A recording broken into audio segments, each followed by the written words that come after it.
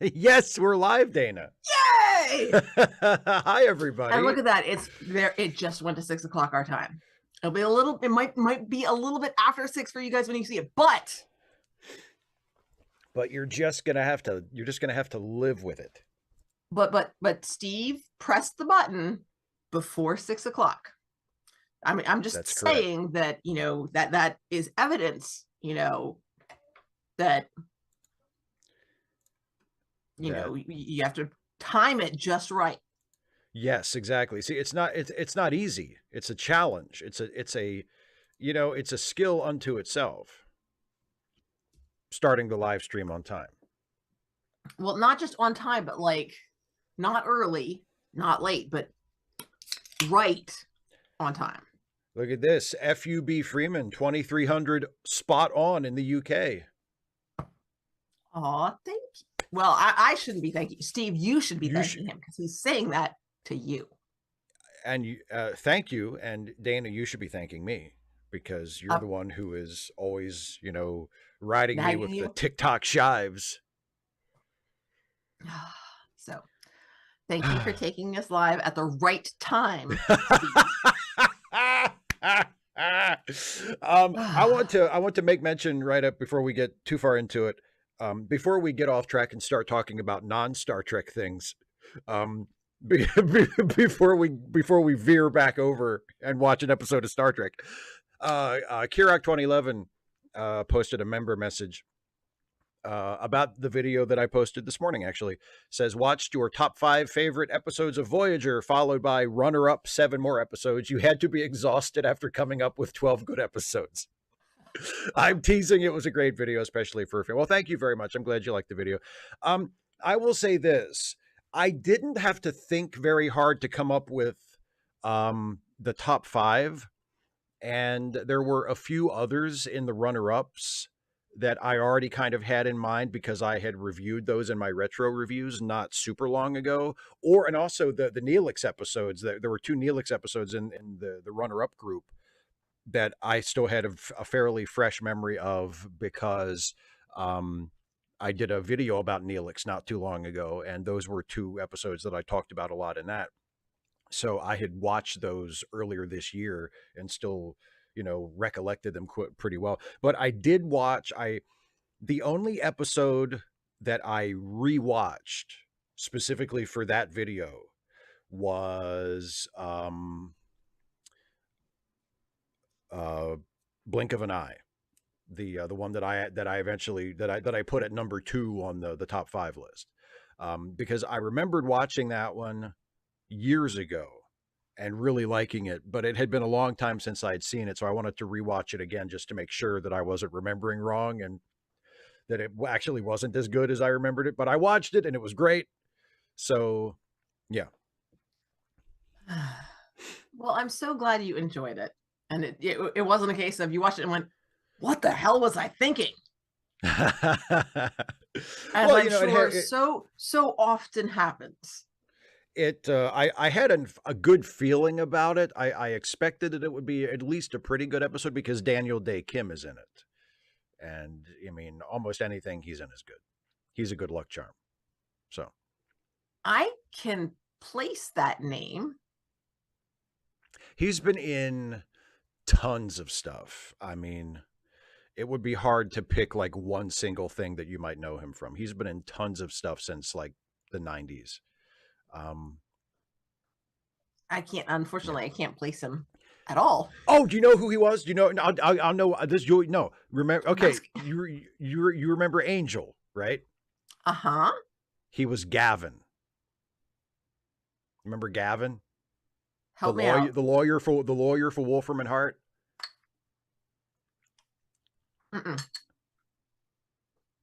Nope, I'm remembering a different lawyer from Wolfram and Hart. Definitely. Not Lindsay. That's who I'm remembering. And then there was a girl too. There was a chick. Yeah, I remember those. Yeah, and there was Gavin, who was like their rival. He was Oh, I can't picture him. Anyway, he was Gavin, among many other characters. Kirak, I'm so I'm curious because that's not typically how we would use that phrasing.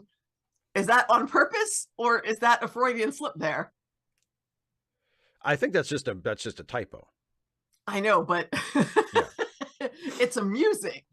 I keep forgiving Steve as watch angel. it's like that this is some sort of flaw, and when he's reminded of it, he has to forgive you again.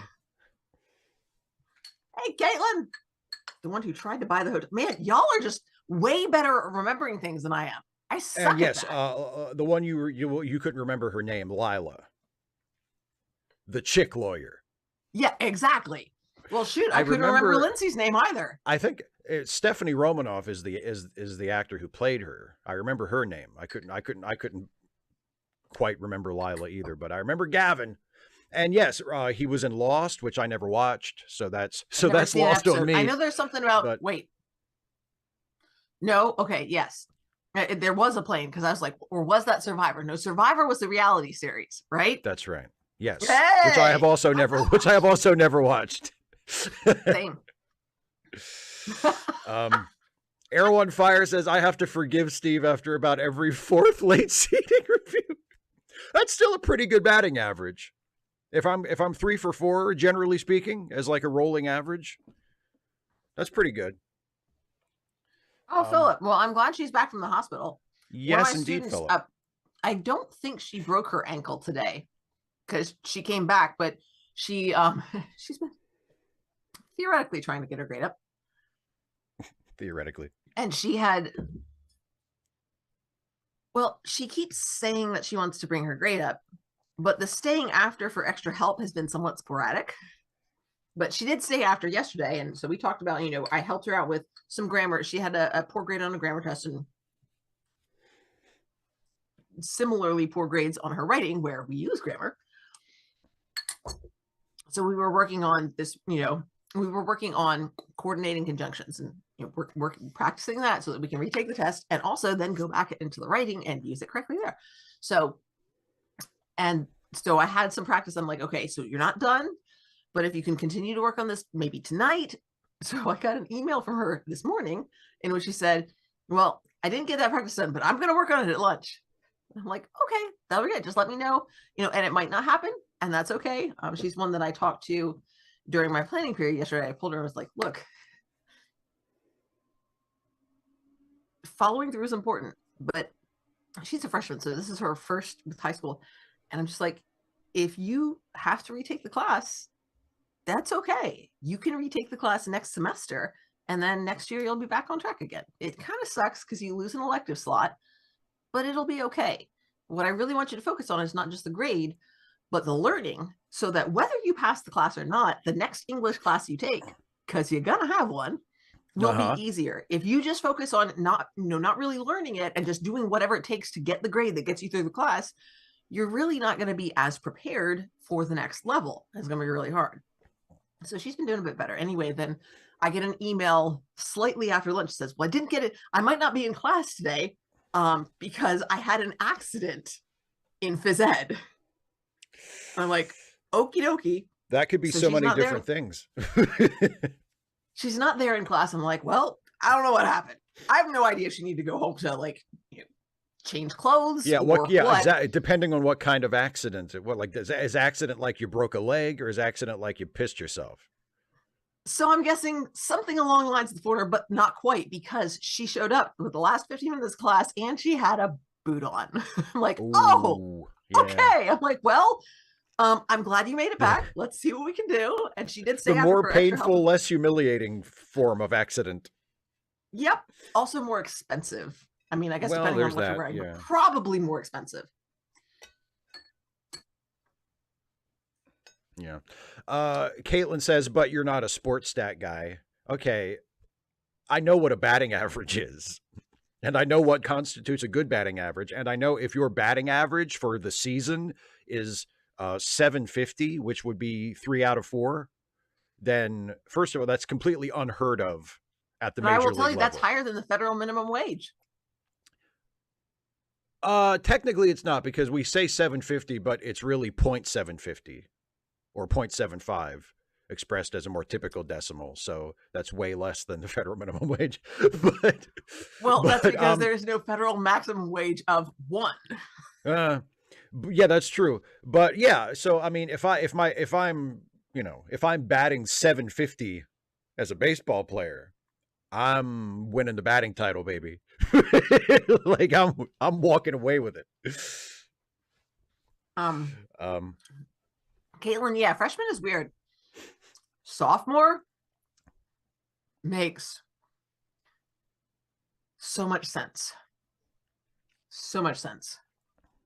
It's weird that freshman and sophomore are the only two sort of names for what year you are in school that have also found like more common usage in culture, like especially with like an artist, like a singer's first album, her freshman release, like that's a really common way to describe it. And then for the second album, the sophomore effort, but like the sophomore effort is the second project.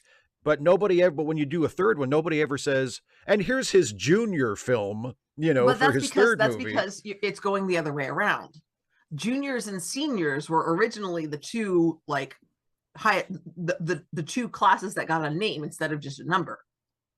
Right. And then freshman and sophomore were added because when in Anne of Green Gables, when she goes to Queens, it's 2 years. 2 years. So juniors and seniors. So junior and senior, yeah.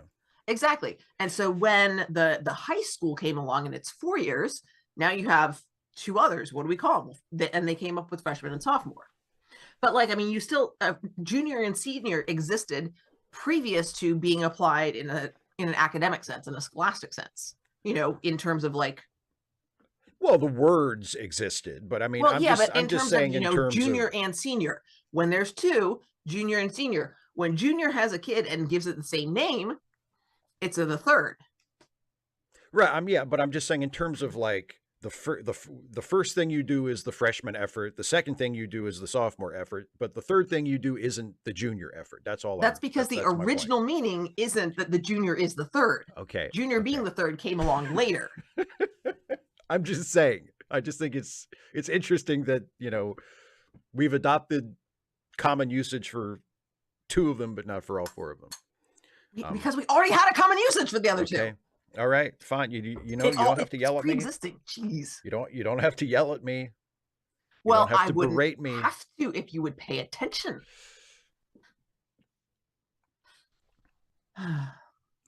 Caitlin says, at any rate, what's amusing about that is I actually did raise my voice, whereas my students, some of them, I think I told you about this, Steve. Some of them will say I'm yelling at them when my volume does not increase, but I simply speak with more clarity and enunciate more forcefully. And because I wrote up a bunch of kids yesterday, and because I was just like, are you kidding me? I'm tired. The expectation of class is no food, because I got tired of picking up like Pop-Tart wrappers and Pop-Tart crumbs, Cheetos, Takis more so than Cheetos. But anyway, junk and trash and garbage and mess from these hooligans. I was like, all right, no food. Just no food in class. Just don't have it. Not just don't eat it. Don't have it. If I don't know that you have it, if I can't tell that you have it, doesn't count. Just like, I've had some of them lie to me about cell phones. If you tell me that you don't have a cell phone and it is not a disruption to anybody and it doesn't go off and you're not looking at it, I don't care. I really do not care. What you don't see doesn't. Yeah, exactly. It might as well. You might as well not have one. So I had a student who had some Jolly Ranchers, and other students asked her for some. And those little suckers, they're so noisy. And guess who? Guess who crinkly, found? Guess who found Jolly Rancher wrappers on the floor after class? I'm gonna guess. And this is after I wrote those little stinkers up. Anyway, so I called them up one by one. I was like, what is my expectation about food in class? And it's on the ViewSonic board, the smart board in the front of the room. And I just go, and they're like, they'll say, don't eat it. And then I'll go, no, look, don't have it. I'm like, okay, yes, that is the expectation. Thank you. Sit back down. And so two of them had been sitting together, and one of them was just like, it's just a Jolly Rancher. And I was just like, you're right. If it is just a Jolly Rancher, if it's not a big deal, then it shouldn't be a big deal for you not to eat it. If it's truly not a big deal. Anyway, that one was in a huff. And after I called the girl who was sitting next to her, who'd also had one, and talked to her, she went back and she said, did she yell at you too? And I'm just over here trying not to crack up as the girl says, she didn't yell at me. Just like, see, that's what I'm saying. Caitlin said, Caitlin has a couple of things I want to comment on, actually. Previously, she said, at any rate, here we just use numbers, first year, second year, etc. What I've always found interesting, because like, I know that that's sort of the convention in Europe and in England. I always thought it was cool how, like, in Canada, they call things basically the same things we call them here in the States, but they flip the word order. Because like a high school student who is in 10th grade in the United States would say, I'm in 10th grade. But in Canada, it's more common to say, I'm in grade 10. Okay, I thought you meant they would say, I'm a freshman, but I'm a man. No, I mean, in terms of, and like, but like you would never hear an American high school student say, I'm in grade 10, or almost never. I don't want to say almost never. Yeah, it would be I very heard it infrequent. on occasion. And then Caitlin also said, and I was actually going to say the same thing to you, Dana. I'd heard of American high school kids using phones and eating in class, and that always baffled me. That was an absolute no-go here. Now, obviously, when we were in school, there weren't cell phones, at least not like there are now. I mean, they existed, but people didn't really have them as much. And there weren't smartphones like, we have now. But eating in class in high school, when I was in school, that never happened. Like when I went to high school, by the time you got to high school, the expectation was, even as a freshman, you were like treated as a young adult, and there wasn't any snack time. You didn't get rewarded with treats. Like there was no food other than lunchtime. There was no food either given to you by the teacher or that you were allowed to have, unless maybe you had like a medical need. Maybe you're like, So you said you treated like young adults. And what I'm wondering is it common? Because here's the thing. They don't know when I have food, but sometimes I do. And I'm same thing. Like if I don't know, then it's not happening. Like if you can keep it that, so like I have a desk too. And so I will like tuck something under my podium. I'll tuck something and I'll break off a piece. And just, not while I'm talking to somebody or giving a lesson or anything like that, because then I wouldn't be able to hide it. But, if I'm writing passes or, checking somebody's information in the gradebook or sending an email to somebody else or answering something, and it's not face to face, I'm not talking to somebody, then I'll just sort of glance around, put it in my mouth, chew, swallow. There you go. Snack time. And like, is it that common that it's like, because I know like at something like a lot of guest services type or customer services, like you're not supposed to be just munching on the job. And if you get caught, right, you'll get written up because you're supposed to be focused on the customer. So I can see that, but it's kind of the same thing. Just do a better job of keeping it hidden. But for most jobs, like, office jobs or like when you were working a regular job, even though it wasn't 9 to 5, was it? Not usually. The schedule would vary from time to time, but not usually a strict 9 to 5. So it's like, it was usually more like 6 to 3. Yeah. Like if you had like a pack of peanuts in your pocket or something, you munch on them during your shift, would you get in trouble? No, probably not. I don't think they weren't strict about that. And that was one of my students actually in that same class. Not one of the ones who got written up, interestingly enough, but one of the ones who has been written up for various reasons throughout the semester. Phones being among that. I said, well, the high school is supposed to be preparing us for the real world of work. And, it's not supposed to be a problem, but if it's always like, it has to be a way you have no access to it, then we don't get the opportunity to learn how to manage it. which is not an unreasonable argument. But in my experience, it is always an argument offered in bad faith, because what they really mean is, I just want to be on my phone all the time. And so I said, but you don't have to have it away all the time. You can have it with you between classes, and you can have it at lunch, and of course before and after school. It's just bell to bell. It's supposed to be away. And because I was getting onto her today because she didn't put it away right at the beginning of class, and then she did have it out. What is the expectation? Miss Cole, you didn't answer my question. When is it supposed to be put away? When is it supposed to be in class? And so I said, the idea is we're showing you the habit of being away from it. That is the skill we're developing. What do you do? How do you regulate yourself without access to your phone? Because it's going to come a point when you have access to your phone and you have to choose not to use it. This is a scaffold. This is a support structure that forces you not to have access to your phone and learn how to cope without having it. And she kind of looked thoughtful. She didn't have a comeback for that one. Gotcha. I want to mention one more thing from the chat, and then we can start the episode. HB Haggis said, my high school experimented with an open pod structure for a free exchange of ideas. That went about as well as expected. We got a free exchange of paper airplanes. So my high school had an open floor plan. And Did you have at least dividers? Well, I'm getting there. Okay. There were some, traditional kind of what we would consider traditional classrooms with like, 4 walls and a door where it was it was like an actual room. But I also had many classes where it was just sort of out on the floor, and the room was defined by dividers and chalkboards that were kind of set up to create, to divide the space into a separate room, but there wasn't a door, and, the dividers didn't go all the way up to the ceiling. And sometimes and in certain areas there, there were several of those rooms, quote unquote, rooms next to each other. I don't remember ever any like throwing of things from one room to the other. I don't remember. I don't want to say that it never, ever happened. I'm sure it did at some point. I'm sure it has. I mean, God, I've been out of high school since 1998. It's probably happened since then. But the 4 years I was there, I don't remember that ever happening.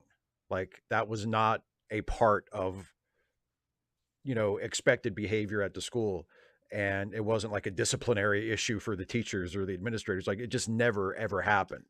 So for us, it wasn't like, I mean, coming from, and actually, it wasn't that big of a deal for me and for most of the people in my class, because our middle school was somewhat similar. Our middle school had more sort of, traditional rooms, but it also had some rooms that were like that were just dividers in the middle of the floor. It was an adjustment from elementary school to that, because my elementary school was like an old school built like in the 50s, and it was just, it was rooms. It was a hallway and rooms with rooms. And and to go from that to a middle school where like literally there are almost no hallways. Like, there's a hallway from like, from one section of the school to another, but when you get into like the area where the instruction areas, the pods, like there's no hallway. There's just sort of a de facto hallway, I guess, created by the presence of the dividers and stuff. Yeah, an aisle. Yeah. So to go from an elementary school like that to a middle school like that was an adjustment at first, but then you get used to it because it's just how your school is. Because the aisles work just like the hallways. Yeah, you just get used to it. And then so when you get to high school and it's the same thing, it's like, okay, it's just the same thing. So, but I don't ever remember that being like a problem. I would guess it's more out of practicality, because I mean, that was how my junior high was as well, because it was added on to the senior high, which became 10th and 12th, and then the junior high was 7th, 8th, and 9th. And so like the dividers between the classes were high enough that you would have to be really skilled, be really lucky to get a paper airplane to go into the next room. Like, it would be really rare, and it would be really rare out of the number of attempts. And also, if you're winging it like that, you are going to get caught. Yeah, it's hard to do that subtly.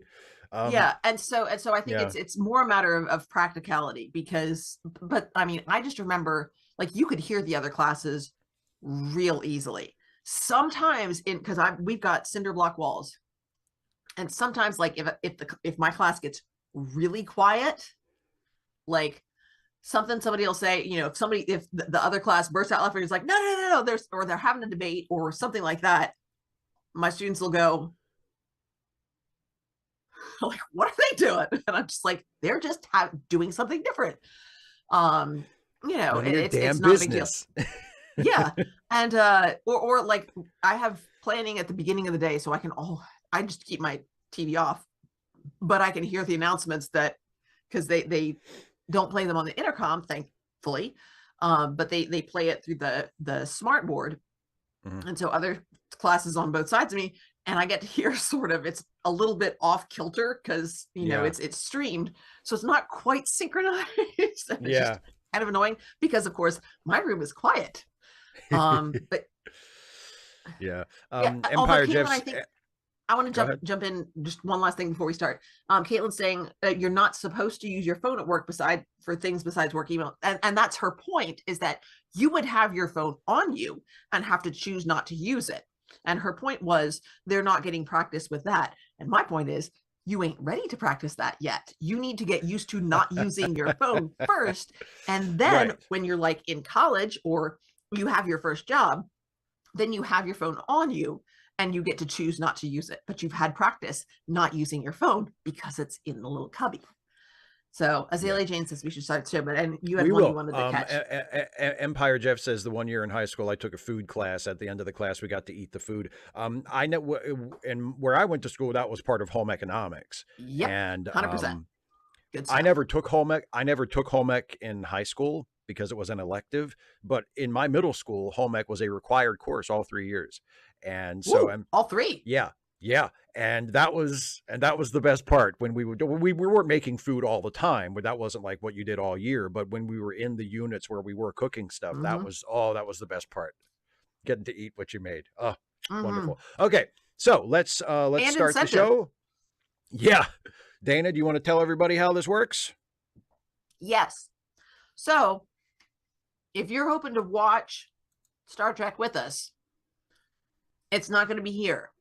No. You have to queue it up on, whether it's DVD or we're looking at Paramount Plus, or however you have it. Be aware that sometimes it's like a smidgen sped up or slowed down, which is why we have the time code up here. So if you notice that we're talking about something either that happened a couple of seconds ago or that hasn't happened yet, then just double check your time code and our time code, to make sure that you're roughly with us. Or if you unfortunately have to restart your computer or something like that, that way you can kind of stay along. If it's not exact, it's not a big deal. We're not singing along. But so once you've got it, make sure the counter timer thing is all the way at 0000, and then get ready with your finger over the play button. And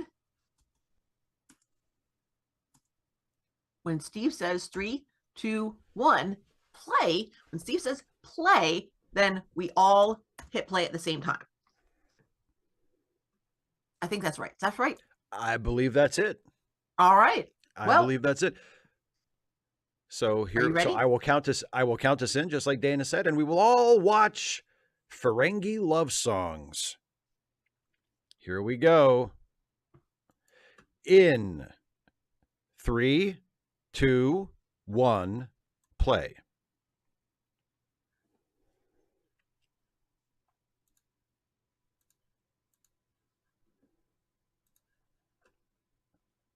Kirak, we're on Paramount Plus and we didn't get commercials.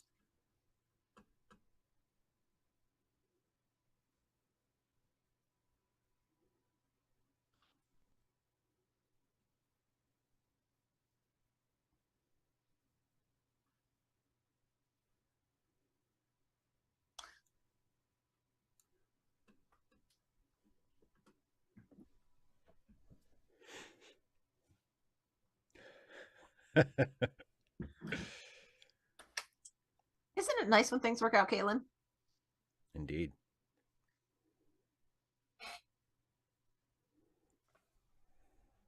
I'm just talking about my sisters.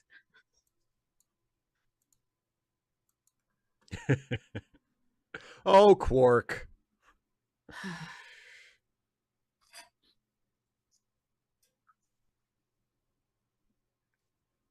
Ooh, the vest.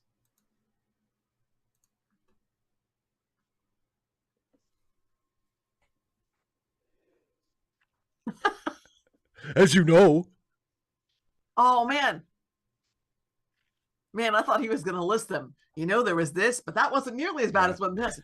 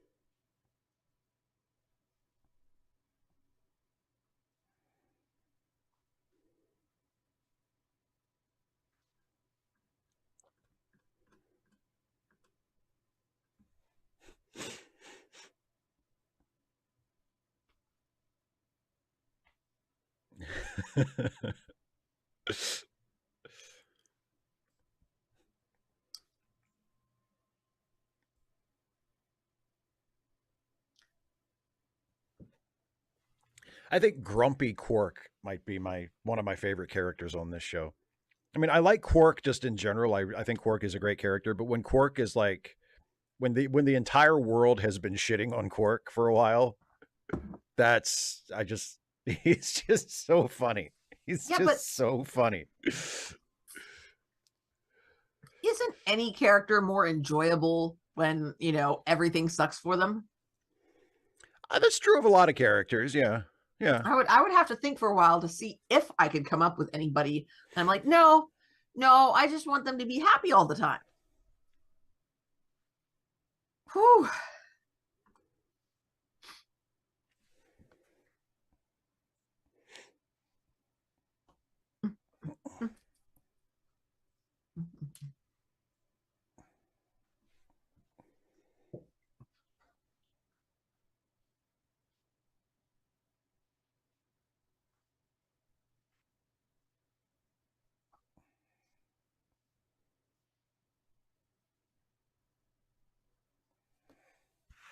Yum.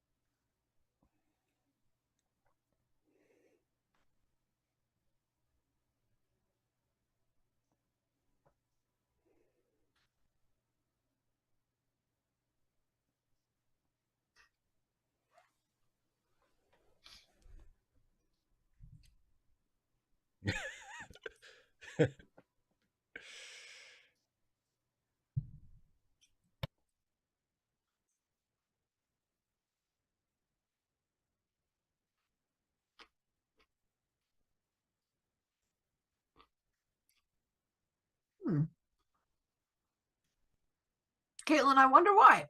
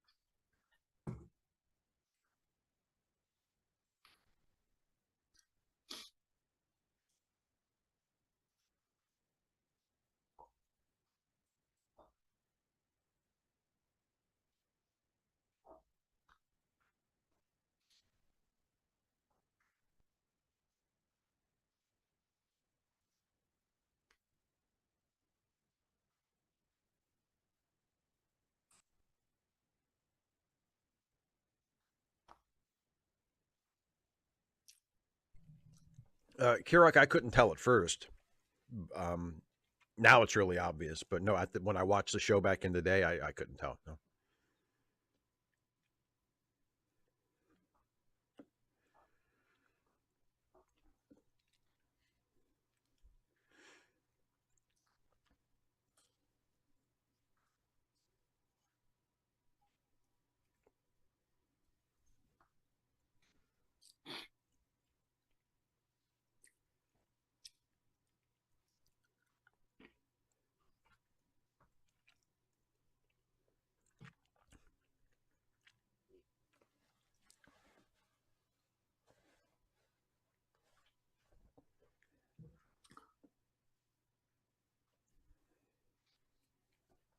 Caitlin, I don't think that applies in this case because she doesn't exactly dial it back, but she tries to explain so that, you know, it'll go over better.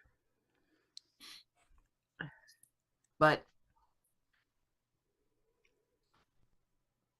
it's a you're not like other girls compliment. Mm.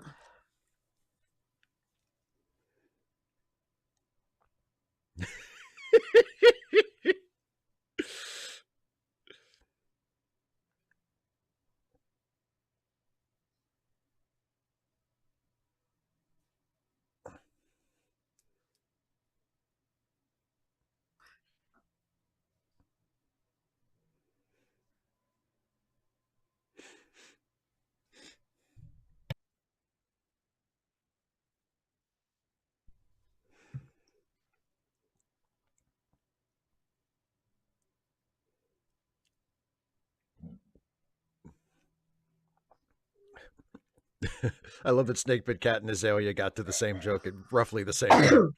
Oh.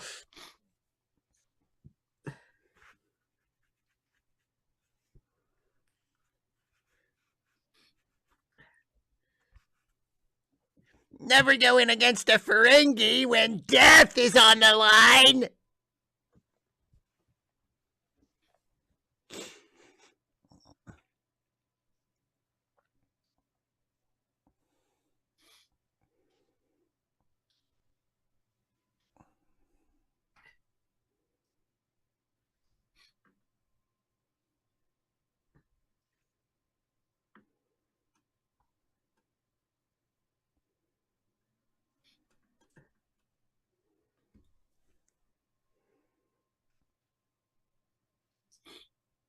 HB Haga, yeah, that's what the S is for.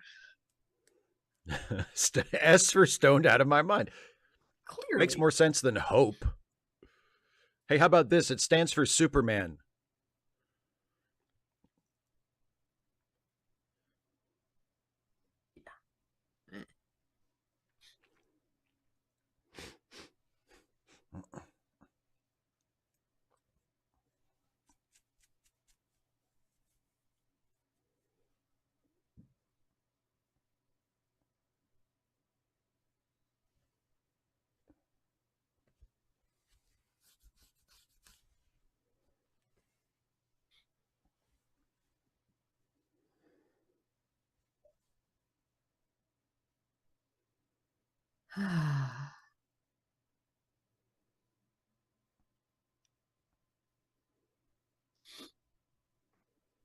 Azalea, yeah. Hey guys, this is totally weird and coincidental, but my mom is dating the king of the world.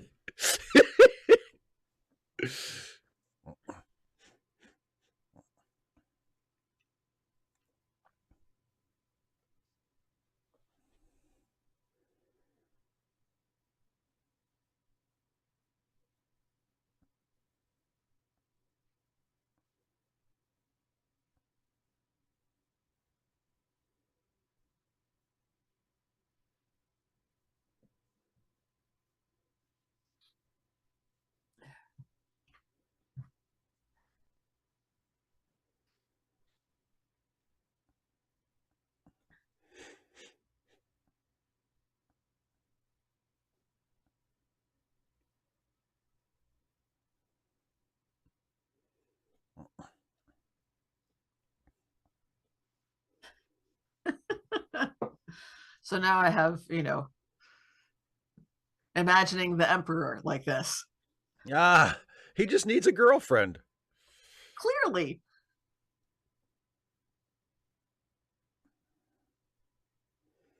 I gotta go take a shit.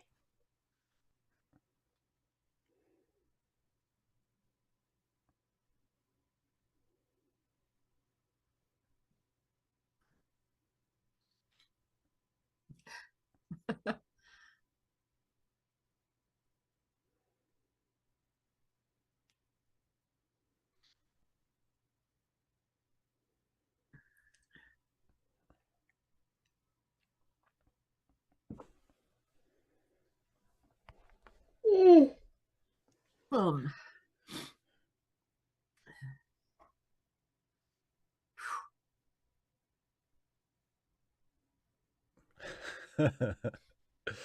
Philip, I'm not sure about that. That might have been established in the comics before that.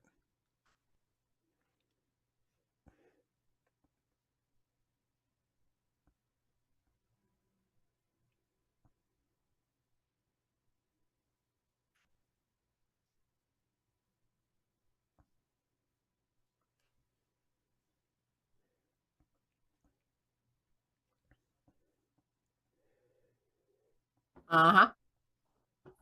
So it's a prenup.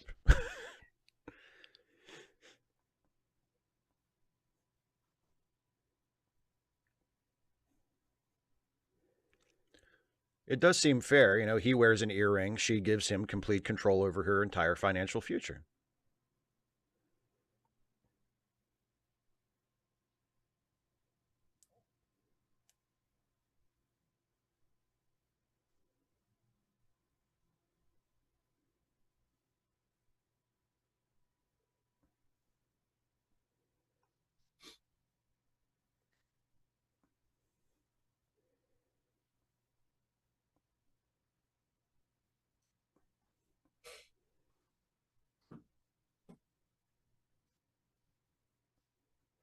You don't have any money.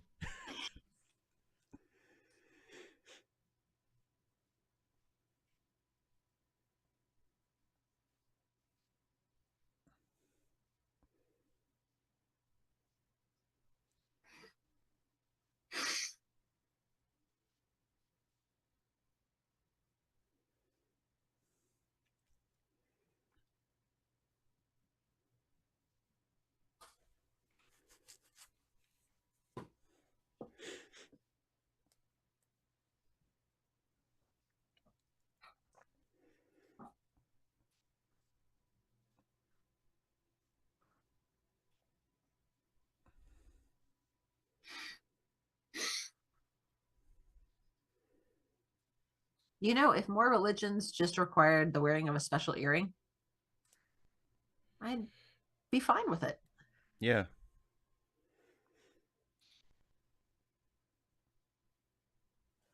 David Corson, that was my thought, actually. Yeah. It's What like, profits? Okay. I mean, it's not like Quark is rolling in it himself. And And if he Rob was, he just wouldn't be worked sharing it for with Nog. Rob worked for Quark for most of his life, it seems like. And Quark is so generous.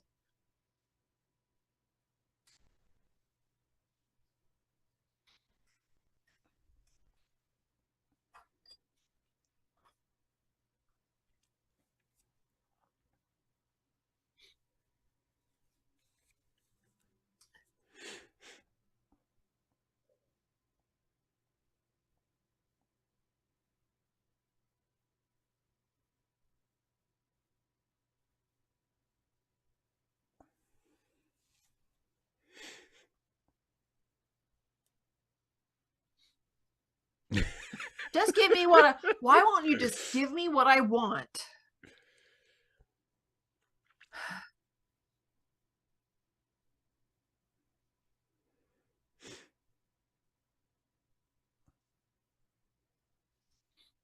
Oh. And he looks like a spoiled teenager. Yes. And he's moved back at home with his mother. He's moved back at home, yeah.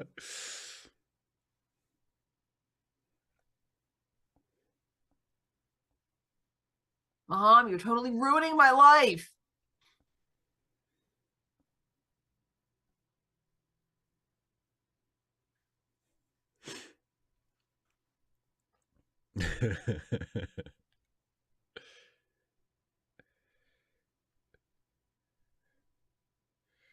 Snake big cat, right?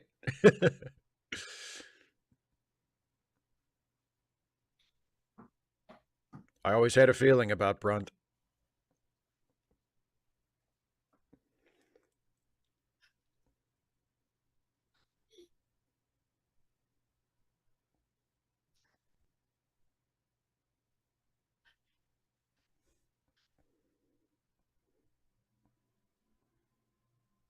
Me? Responsible?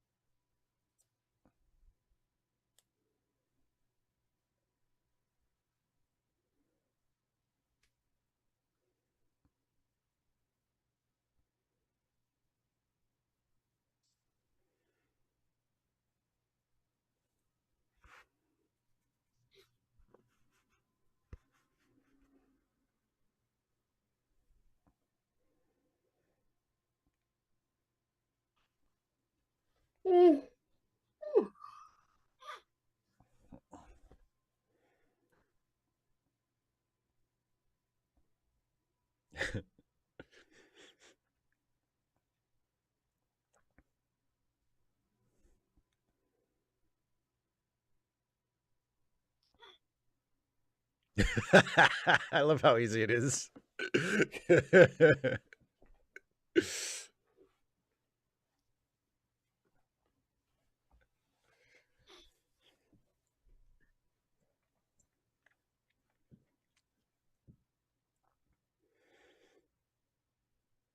Looks like the Ferengi version of like a Western style buckskin jacket, doesn't it?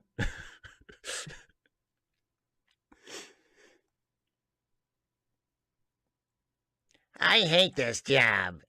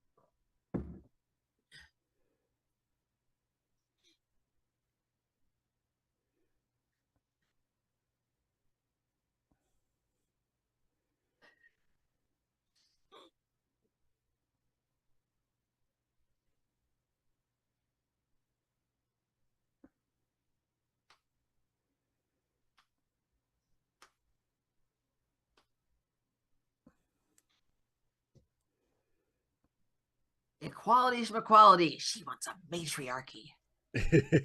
Oh!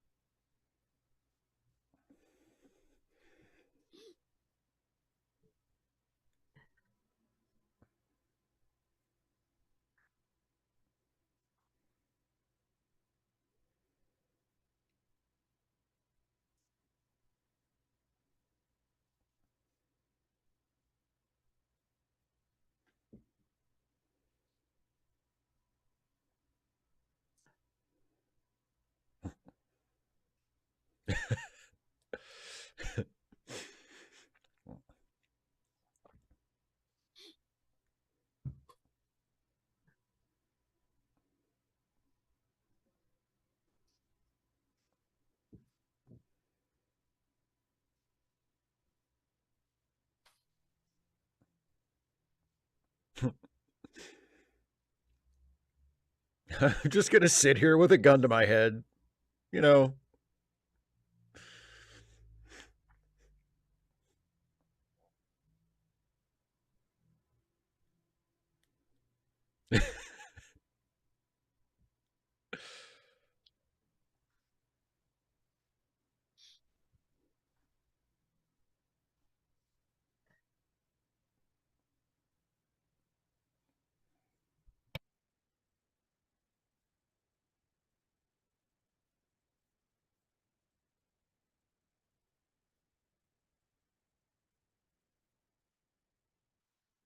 But he missed her.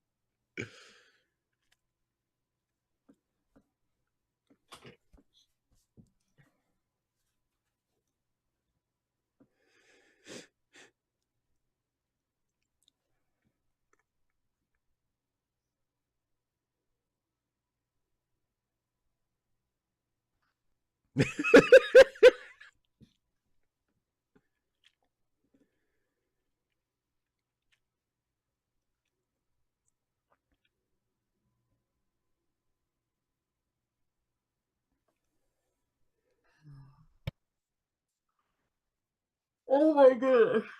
I'm so sleepy.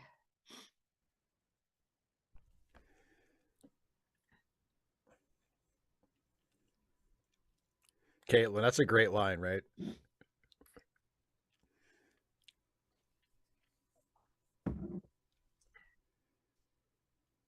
Uh-oh. No, Azalea Jane, I think it was that was, you know, that she is an abomination for being scheming and profit hungry. It's not that scheming and being profit hungry are bad or good necessarily. It's that they're masculine traits, and so a female displaying those is anathema.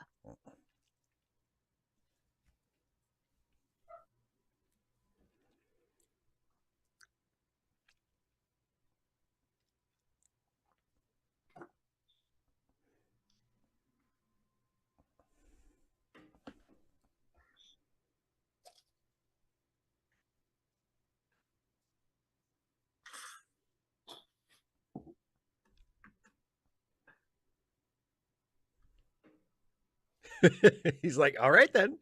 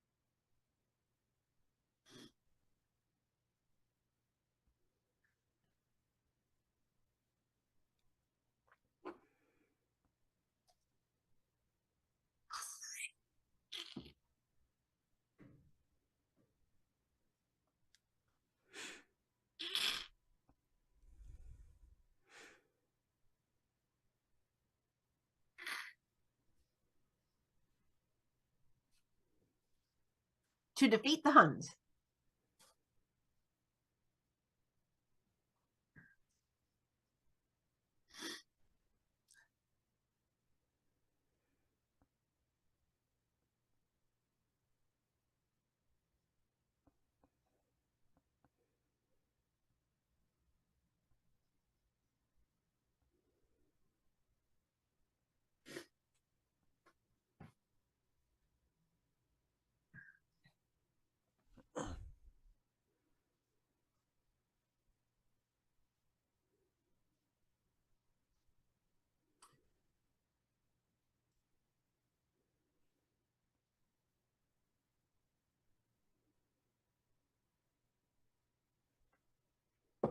Thank you, David.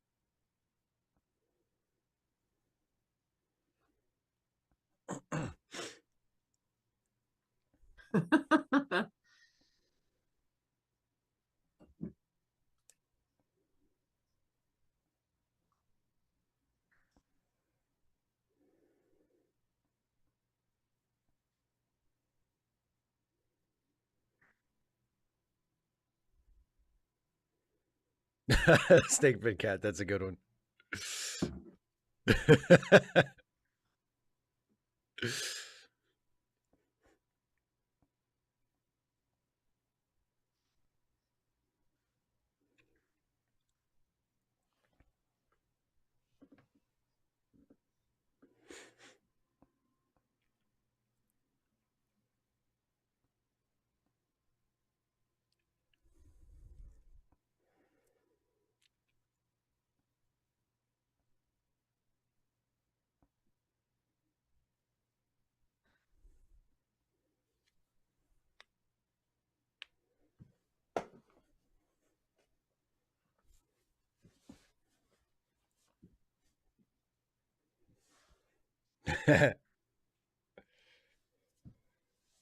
Nothing.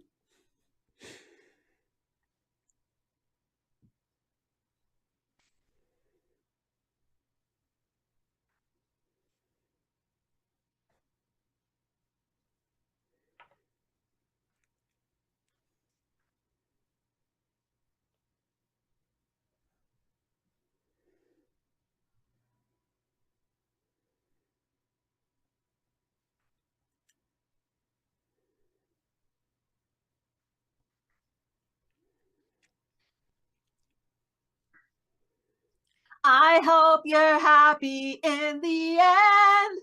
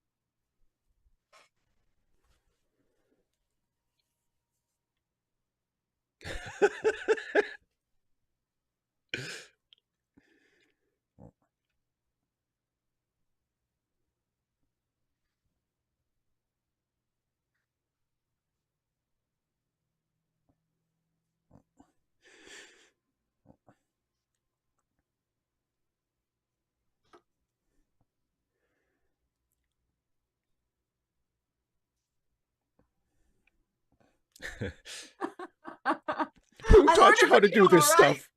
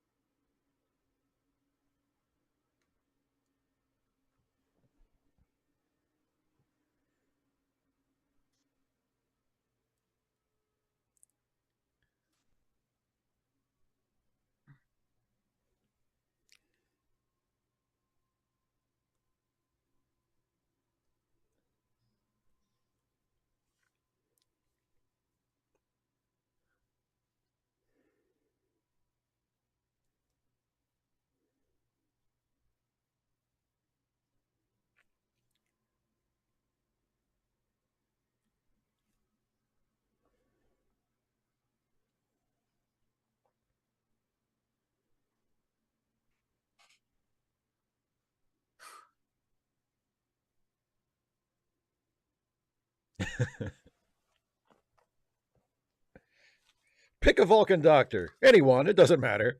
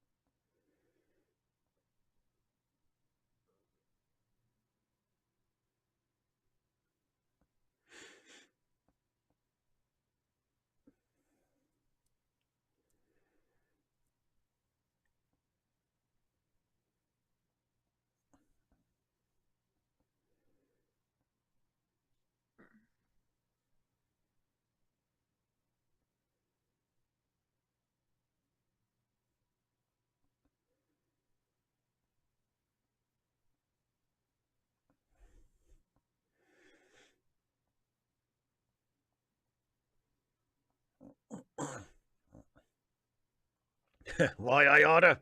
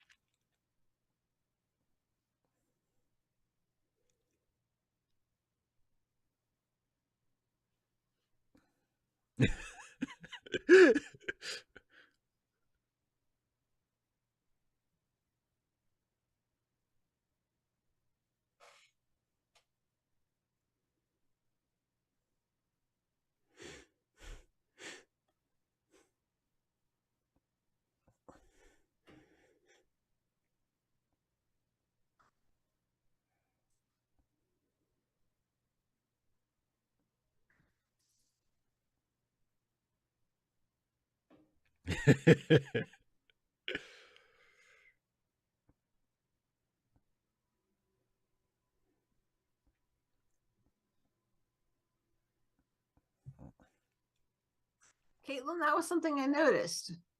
He didn't rub her ears back.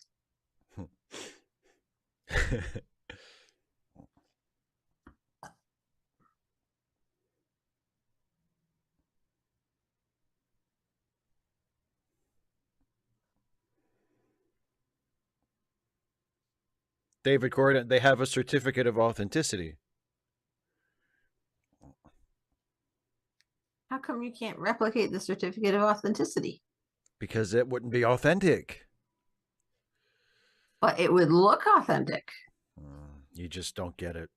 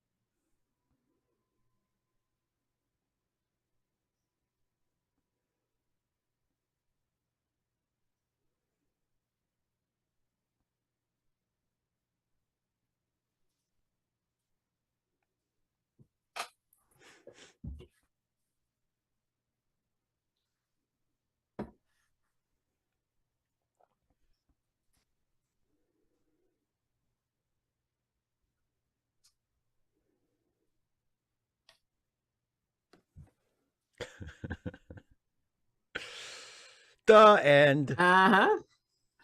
So yeah, that get back in the closet was interesting. And then yeah, of course yeah. Quark adding on, don't make me come in there after you. Okay, then, you know, the don't make me come in that closet. In a different direction than I expected. Yeah. So what'd you think of that one? I won't keep you too long because I can tell you're not feeling well and you're tired. So we'll wrap up. We won't play Wordmaster tonight, everybody. Yep, Because I was Dana's wondering not if really I had like a little lift at the beginning, but it is gone. I liked it. It was cute. It wasn't too complicated. Very grateful for that because my brain was like, nope. It was pretty straightforward. Yeah, the bit with Kira and Lita was cute. I hate him. No, you don't. Yeah. He's awful. No, he's not. You're not listening to me. Yes, I am. Yeah, you know, one of the underappreciated things about Deep Space Nine, I think, is that when it does comedy episodes, it commits to it. Yeah. A lot more than other Star Trek shows. I mean, Strange New Worlds has committed to its comedy episodes pretty firmly. But usually, like if Star Trek in the past would do a comedy episode, it would be, you know, it would be a little funnier than usual or a little wackier than usual, but still more or less an episode that you would expect. But like when Deep Space Nine does it's like a sitcom. I mean, they're just it's like, not completely zany over the top, but it's funny. Yeah. It's so I mean, you know, when people praise Deep Space Nine, they talk about the, you know, multi-episode storytelling and the, you know, the characters and there's all the stuff that I praise about it as well. But I love when they do comedy episodes because they're like, we're doing a funny one, you know, and they commit to it completely, and it's great.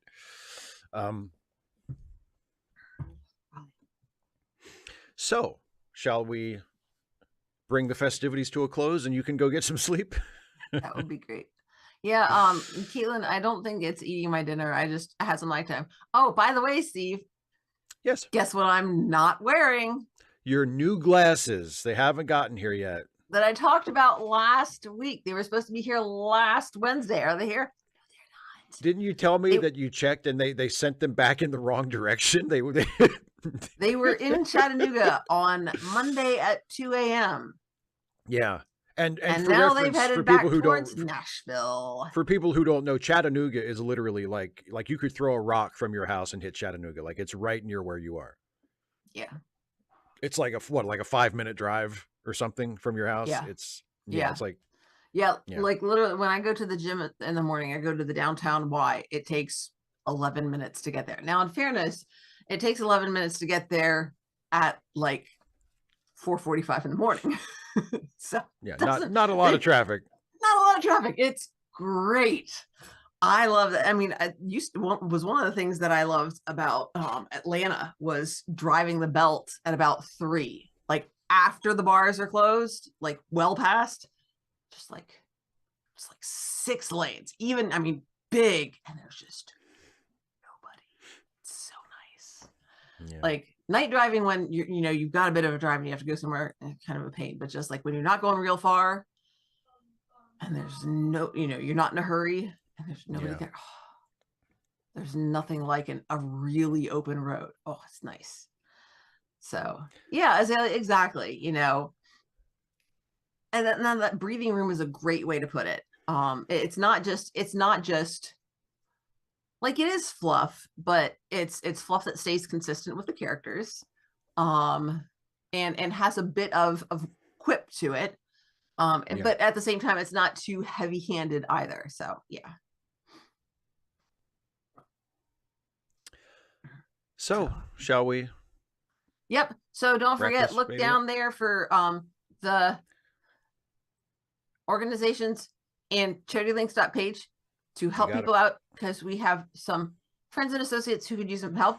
And then also don't forget, you can support Steve's channel by clicking the button down here to join, or by going to patreon.com/Steve Shives and helping out by being a patron, which I am one. And because I am a patron, I have the opportunity to send in an ask, which Steve will read on the air on Friday at Ask Away, which starts at 6 p.m. right here on this channel. Now I will say I haven't done it yet, because usually I'm doing all kinds of other stuff and I'll think of something at some point. Also on Friday, I have signed up, because we're required to at least once a semester, to help out with, I think I'm doing concessions at the basketball game. So I'll be a little bit late, but I'll be here. So that's another reason why but mostly it's just because I'm slack, and I can't think of anything right away. So yeah, if you're not a member or a patron, you should be, because it's cool. And but even if you're not, just show up and hang out in the chat with all of us, and then once Steve gets done answering the member and patron questions, he will show the stuffy short and then turn his attention to live chat. That's how it goes. And then next week we'll be back here again. That's right. Same time ish, and we're gonna watch Poirot. What are we watching next week? We're going to watch the other half of the one we watched last week. That's correct. The name of which escapes me at the moment. Let me look it up. You can go back to the other one. Just pull up the last what I'm one doing. and just. We're watching the second half of it's 1-2 Buckle My Shoe.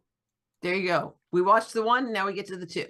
That's right. We get to follow up on that shocking discovery of the dead body in the closet. You just no sold that one. Go ahead. Is it no sold or no sold? No sold is the past tense. You didn't even notice that I attempted to make a joke. Wow. What did you say? I'm sorry. I was looking. I said you said it was 1-2 Buckle My Shoe. I said we had the 1. Now we're getting the 2.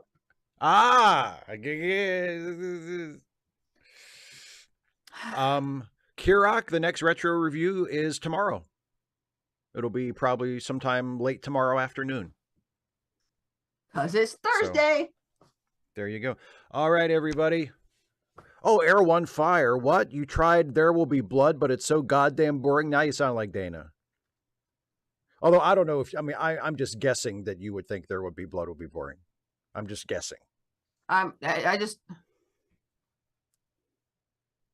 because that's not quite the line from Macbeth. No, it's a movie. Okay. I'm guessing that's what it is. But I was wondering if the title, I'm like, is that, it will have blood, they say. Blood will have blood.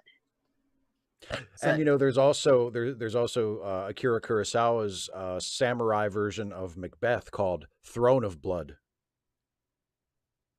Such a great movie. Oh my God, what a great movie Throne of Blood is. Anyway, that's